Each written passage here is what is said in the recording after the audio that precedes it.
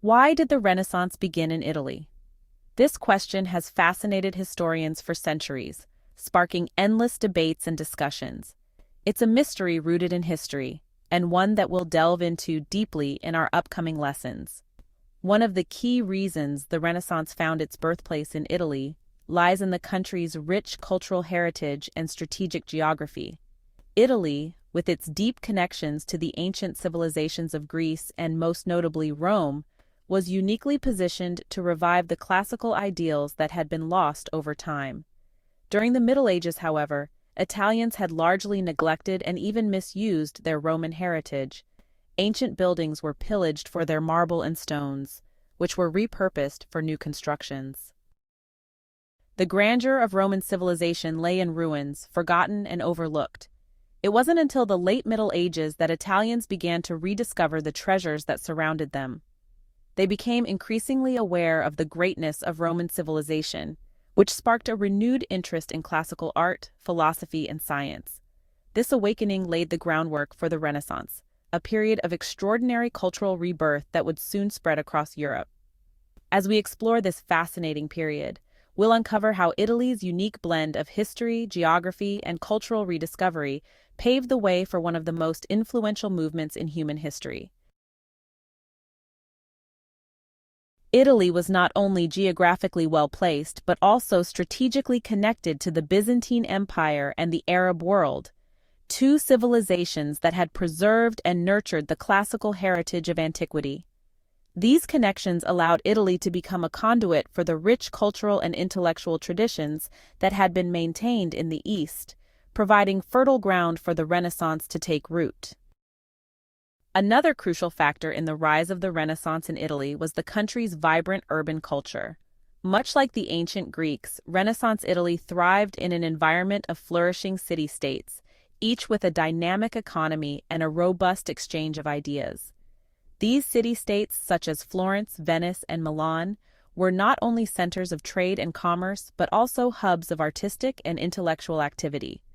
The urban atmosphere fostered a spirit of competition and innovation, driving the Renaissance forward. What truly set the Renaissance apart from earlier periods was the consciousness of living in a new era. Unlike the Romans, Greeks, or Egyptians, who did not perceive themselves as part of a distinct historical age, many Renaissance scholars and thinkers were acutely aware that they were at the dawn of something new and transformative. This period was not defined by religious devotion or political organization, but by the emergence of a new cultural identity that celebrated human achievement and the rediscovery of classical knowledge. In the 14th century, a deep sense of pessimism took hold of society, a sentiment vividly captured in the haunting imagery of the Dance of Death. This allegorical dance, known as Danse Macabre, depicted a grim procession of the living and the dead intertwined in a macabre chain. In art, it was often portrayed as a ghastly dance where skeletons led men and women of all ages and social standings to their inevitable fate. One of the most famous representations of this theme is The Dance of Death from Lübeck, painted by the German artist Bernd Notke. This chilling work vividly illustrates the universality of death, sparing no one, regardless of their status in life. In Denmark, a striking example can be found in Nora Alslev Church on the island of Falster, where the Dance of Death motif was painted on the walls, reminding the faithful of the fleeting nature of life. This theme resonated deeply with people of the time, becoming an incredibly popular motif throughout Europe. Often, beneath the grim images, there was an ominous inscription such as, "You are the next," a stark reminder of the inevitable fate that awaits us all.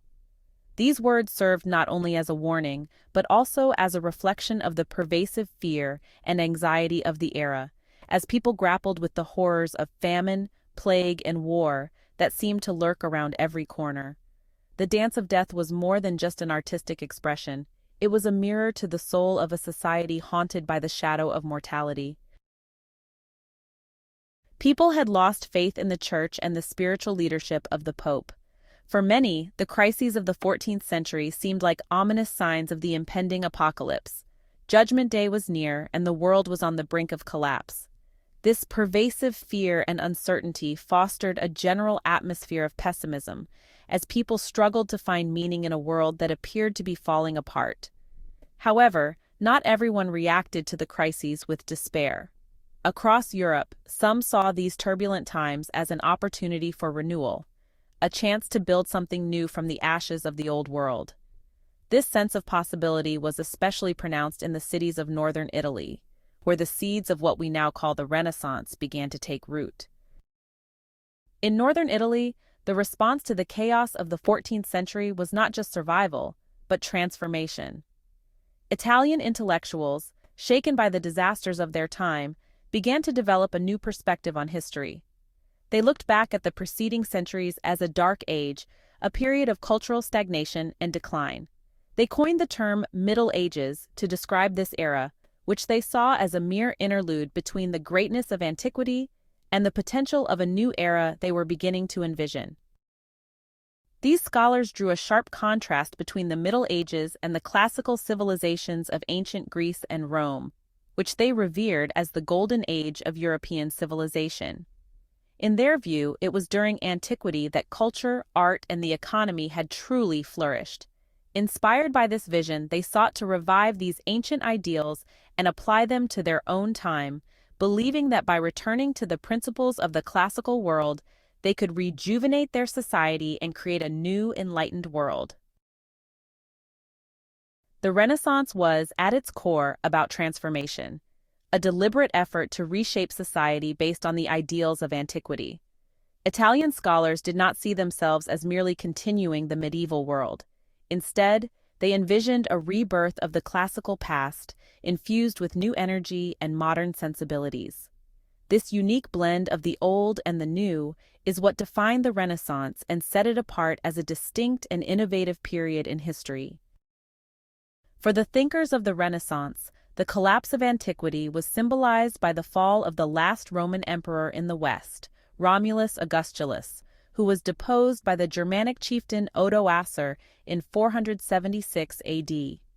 They believed that with the fall of Rome, the light of classical civilization had been extinguished, only to be reignited centuries later in their own time. The Renaissance, therefore, was seen as a rebirth, a revival of the ancient world, yet transformed into something fresh and modern, particularly as the ideals of antiquity were blended with contemporary ideas like humanism in Italy. This profound connection to the past, coupled with a forward-looking vision, is what made the Renaissance a truly revolutionary period, laying the foundations for the modern world while celebrating the achievements of a bygone era. The idea that the Western Roman Empire collapsed in 476 AD is, in fact, a construct of Renaissance thinkers, not a historical reality recognized during that time. For the intellectuals of the Renaissance, reviving the greatness of antiquity meant immersing themselves in the works of the classical masters, Plato, Aristotle, and most notably, Cicero, Livy, Suetonius, and others. Many of these texts had been lost or forgotten during the Middle Ages, buried in the vast libraries of monasteries.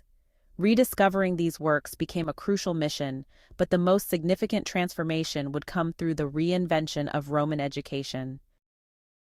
This renewed educational program, known as humanism, marked a radical departure from the scholastic traditions of the Middle Ages. Renaissance scholars realized that to build a new society, they needed to revolutionize education. While medieval education focused on training individuals for specific professions, law, medicine, or theology, this approach was narrow, lacking the breadth and depth of the classical Roman education. In ancient Rome, education was holistic, encompassing rhetoric, philosophy, mathematics, history, and more. The goal was to cultivate well-rounded individuals who could think critically and contribute meaningfully to society. Renaissance humanists sought to revive this approach, emphasizing a broad education grounded in the study of classical Greek and Roman literature. Initially, they focused on Roman authors, believing that their works held the keys to personal and societal improvement. The purpose of this new educational system was not to create specialists in fields like law, medicine, or theology, but to develop individuals capable of independent thought, citizens who were well-educated, virtuous, and obedient to the needs of the state. Humanists envisioned education as a means to cultivate a new kind of citizen, one who could contribute to the creation of a more enlightened and cohesive society. As we explore this transformation in the following lessons, it becomes clear that the Renaissance was not just about rediscovering the past. It was about using the wisdom of antiquity to forge a new future. The humanist movement aimed to produce not merely skilled professionals, but individuals who could think critically, act ethically, and engage with the world as informed and active participants. This educational renaissance was the foundation upon which the broader cultural rebirth was built, and it played a pivotal role in shaping the modern world. In our next lesson, we will explore a fascinating question. Why did the Renaissance emerge in Italy rather than in France or England? This question has intrigued historians for over a century and continues to spark debate today. Together, we'll dive into the unique cultural, geographical, and historical factors that made Italy the cradle of this extraordinary cultural rebirth. Don't forget to subscribe to the Academy of History and Culture so you won't miss out on this and other captivating explorations of our shared past. Thank you for joining me today. I look forward to our next journey into history.